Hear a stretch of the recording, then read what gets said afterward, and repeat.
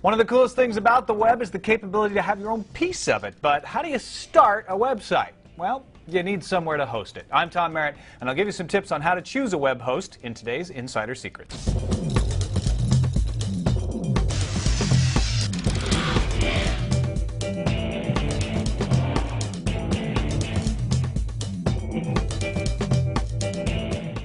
We're going to assume a few things. A, you have an idea for what you want to do on your website. That's important. And B, you've already watched our video on choosing a domain name. I'm going to tell you 3 ways to do this. One uses blogging service, another is a free way to create your own site, and the third is to pay for a web host. If all you need is a blog with your own domain name pointing to it, you got a couple options. The registrar where you registered your domain name can forward the address to your blog.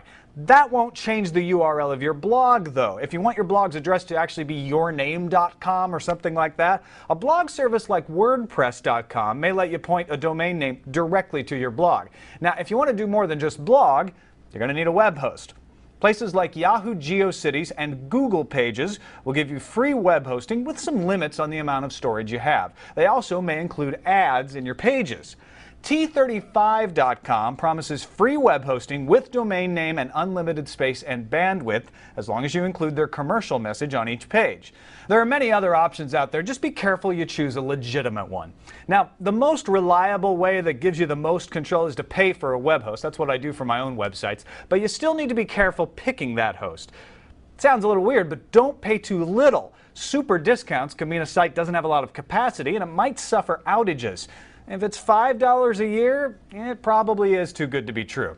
But don't pay too much either. Shop around. There's no reason to pay hundreds of dollars a year for the same thing you can reliably get cheaper elsewhere. And watch out for contracts. A year contract with a discount on a monthly rate is pretty standard, but be sure you don't mind being locked in. And make sure you can get out of the contract easily if you don't like the service.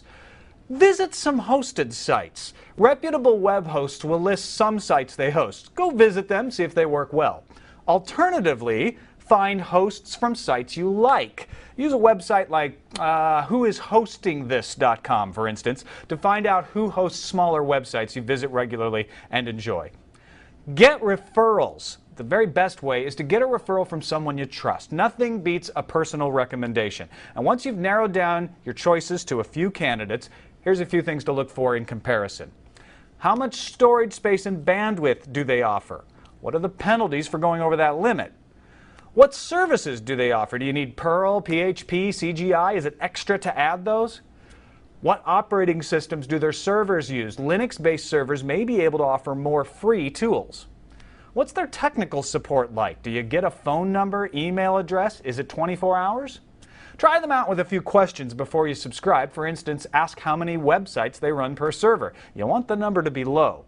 Finally, how reliable are they? You can use a site like hosttracker.com to give you an idea of the speed of the host servers from different areas of the world. Then check any stats the web host claims for uptime.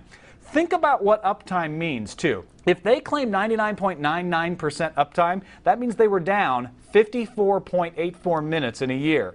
99.9% uptime means they were down 6.91 hours in a year, and 99% uptime means they were down 3.6 days in a year. Finally, as with any online business, check the Better Business Bureau to see what kind of complaints, if any, have been lodged against the business and how they've dealt with them. I know there's a lot to consider here, but if you put in the thought now, it can save you a headache when managing your website later. That's it for this Insider Secret. I'm Tom Merritt, CNET.com.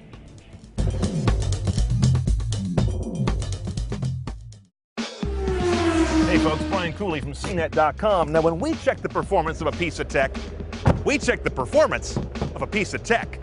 If you love videos of cars and all their high-tech and high-performance glory, check out the CNET Car Tech video podcast, cnet.com/CarTechTV.